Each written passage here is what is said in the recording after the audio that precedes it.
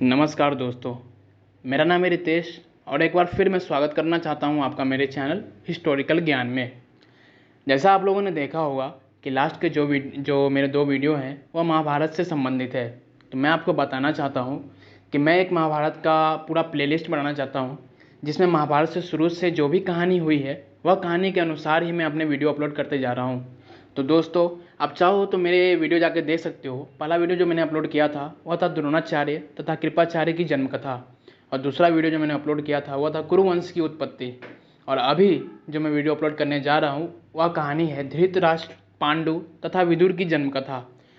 तो दोस्तों, चलिए इस वीडियो को आगे बढ़ाते हैं और हम महाभारत से कुछ सीख लेते हैं कि हमें अपने जीवन में क्या करना चाहिए और क्या नहीं करना चाहिए। सत्यवती के चित्रांगन और विचित्रवीर्य नामक दो पुत्र हुए। शांतनु का स्वर्गवास चित्रांगन और विचित्रवीर्य के बाल काल में ही हो गया था, इसलिए उनका पालन पोषण भीष्म ने किया। भीष्म ने चित्रांगन के बड़े होने पर उन्हें राज्य गद्दी पर बिठा दिया, लेकिन कुछ ही काल में गंधर्वों से युद्ध करते हुए चित्रांगन मारा गया। इस पर भीष्म ने उनके अनुज विचित्रवीर्य को राज सौंप दिया। अब भीष्म को विचित्रवीर्य की विवाह की चिंता हुई। उन्हीं दिनों काशीराज के 3 कन्याओं अंबा, अंबिका और अंबालिका का स्वयंवर होने वाला था। उनके स्वयंवर में जाकर अकेले ही भीष्म ने वहां आए समस्त राजाओं को परास्त कर दिया और तीनों कन्याओं का हरण करके हस्तिनापुर ले आए। बड़ी कन्या अंबा ने भीष्म को बताया कि वह अपना तन मन राजा साल्व को अर्पित कर चुकी है। उसकी बात सुनकर भीष्म ने उसे राजा साल्व के पास भिजवा दिया और अंबिका और अंबालिका का विवाह विचित्रवीर्य के साथ करवा दिया। राजा साल्व ने अंबा को ग्रहण नहीं किया, अतः वह हस्तिनापुर लौटकर आ गई और भीष्म से बोली, हे आर्य, आप मुझे हरकर लाए हैं, अतएव आप मुझसे विवाह करें। किंतु भीष्म ने अपनी प्रतिज्ञा के कारण उसके अनुरोध को स्वीकार नहीं किया। अंबा रुष्ट होकर परशुराम के पास गई और उनसे अपनी व्यथा सुनाकर सहायता मांगी।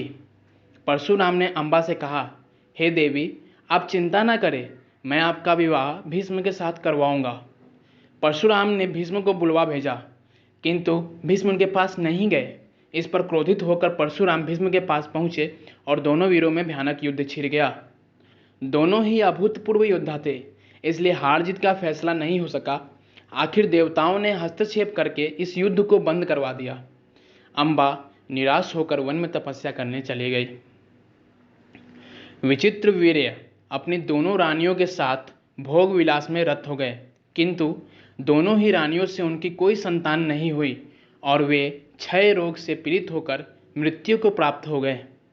अब कुल नाश होने के भय से माता सत्यवती ने एक दिन भीष्म से कहा, पुत्र, इस वंश को नष्ट होने से बचाने के लिए मेरी आज्ञा है कि तुम दोनों रानियों से पुत्र उत्पन्न करो। माता की बात सुनकर भीष्म ने कहा, माता, मैं अपनी प्रतिज्ञा किसी भी स्थिति में भंग नहीं कर सकता। यह सुनकर माता सत्यवती को अत्यंत दुख हुआ। उन्हें अचानक अपने पुत्र वेदव्यास का स्मरण हो गया। स्मरण करते ही वेदव्यास वहां उपस्थित हो गए। सत्यवती उन्हें देखकर बोली, हे पुत्र, तुम्हारे सभी भाई निसंतान ही स्वर्गवासी हो गए, अतः मेरे वंश को नाश होने से बचाने के लिए मैं तुम्हें आज्ञा देती हूँ कि तुम उनकी पत्नियों से संतान उत्पन्न करो। वेदव्यास उनकी आज्ञा मानकर बोले, माता, आप उन दोनों रानियों से कह दीजिए कि वे 1 वर्ष तक नियम व्रत का पालन करते रहे, तभी उनको गर्भ धारण होगा। 1 वर्ष व्यतीत हो जाने पर वेदव्यास सबसे पहले बड़ी रानी अंबिका के पास गए। अंबिका ने उनके तेज से डरकर अपने नेत्र बंद कर लिए। वेदव्यास लौटकर माता से बोले, माता, अंबिका का बड़ा तेजस्वी पुत्र होगा, किंतु नेत्र बंद करने के दोष के कारण वह अंधा होगा। सत्यवती को यह सुनकर अत्यंत दुख हुआ और उन्होंने वेदव्यास को छोटी रानी अंबालिका के पास भेजा। अंबालिका वेदव्यास को देखकर भय से पीली पड़ गई। उनके कक्ष से लौटने पर वेदव्यास ने सत्यवती से कहा, माते, अंबालिका के गर्भ से पांडु रोग से ग्रसित पुत्र होगा। इससे माता सत्यवती को और भी दुख हुआ और उन्होंने बड़ी रानी अंबालिका को पुनः वेदव्यास के पास जाने का आदेश दिया। इस बार बड़ी रानी ने स्वयं न जाकर अपनी दासी को वेदव्यास के पास भेज दिया। दासी ने आनंद पूर्वक वेदव्यास से भोग कराया। इस पर वेदव्यास ने माता सत्यवती के पास आकर कहा, माते, इस दासी के गर्भ से वेद वेदांत में प्रांगत अत्यंत नीतिवान पुत्र उत्पन्न होगा। इतना कहकर वेदव्यास तपस्या करने चले गए।